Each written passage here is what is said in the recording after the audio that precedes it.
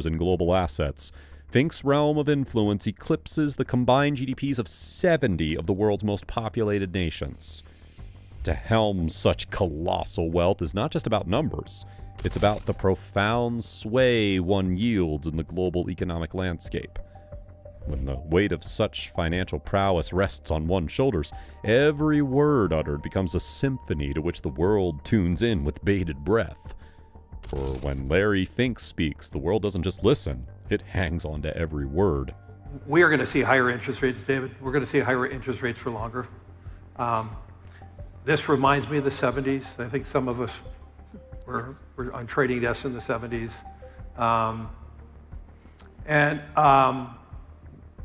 The 70s was all about bad policy. Today it's about bad policy again. And big macro shifts, as Ray spoke about it. The polarization, the politicization of supply chains, the fragmentation is a big result of it. That is inflationary. Let me also say populism is very inflationary because we respond to the immediacy of the moment. We don't talk about long-term issues. As we see more and more countries move to the far right, we see more threats towards immigration. The lack of immigration is very inflationary, especially in economies like the United States. I'm talking about legal immigration.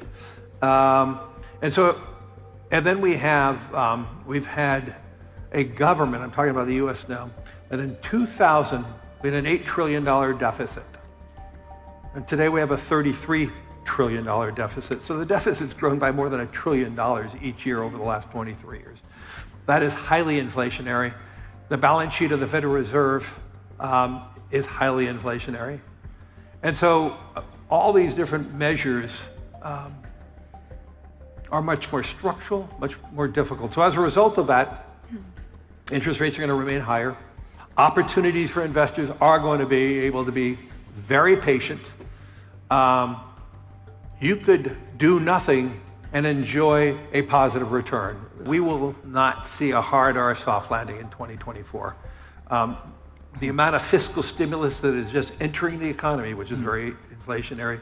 The CHIPS Act, the IRA, and the Infrastructure Act, about $970 billion. The largest peacetime, non-pandemic moment of fiscal stimulus.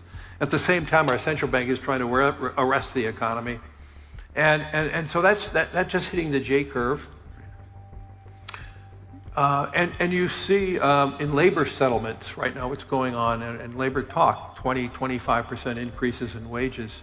So I don't see a problem, but I do believe the Federal Reserve is going to have to raise rates higher. Surprisingly, Larry Fink is not happy about the current situation and sees more trouble in the near term. But at the same time, he hints about future and potential companies that will shape our future and help maintain America's status as leader of the world economy.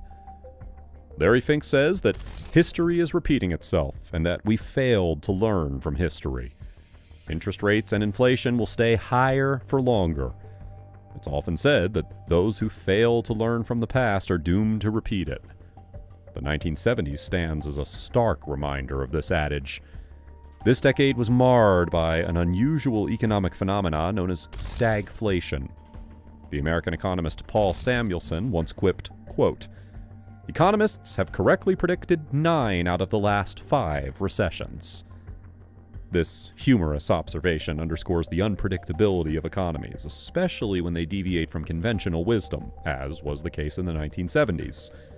Normally, high unemployment and stagnant growth don't coexist with soaring inflation, but that's precisely what happened.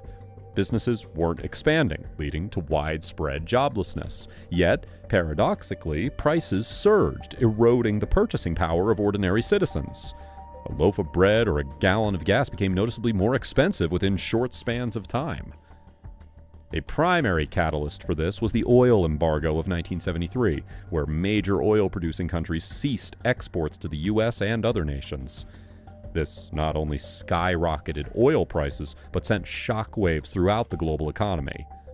The 1970s are a testament to this, where traditional economic policies failed to remedy the situation, exacerbating the crisis instead. The essence of Larry Fink's warning is rooted in this historical context.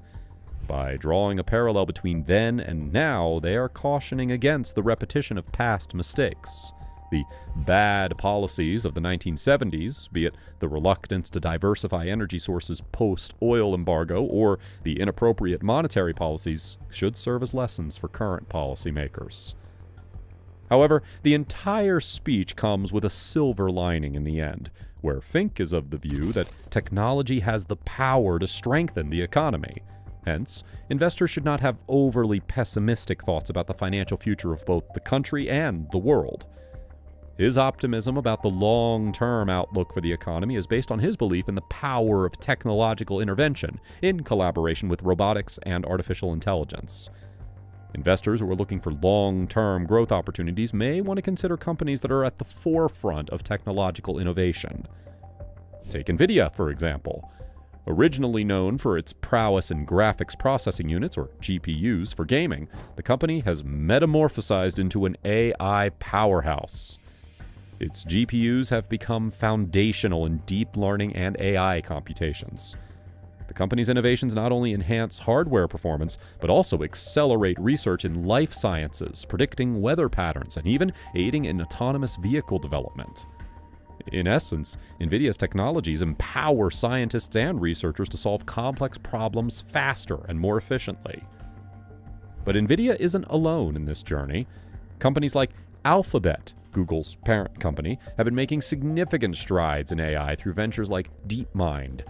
DeepMind's AI has achieved milestones from defeating champions in the game of Go to advancing protein folding predictions, a breakthrough that has vast implications for medical research. Then there's OpenAI, another trailblazer in the AI landscape.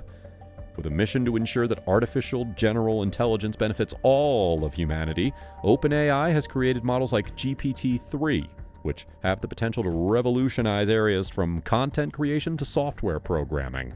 Another notable mention is Tesla. While primarily an electric vehicle manufacturer, Tesla's advancements in AI for autonomous driving are groundbreaking. Their self-driving algorithms, powered by real-world data from millions of miles driven by Tesla owners, are pushing the boundaries of what's possible in transportation. But why does this matter in the grand economic narrative?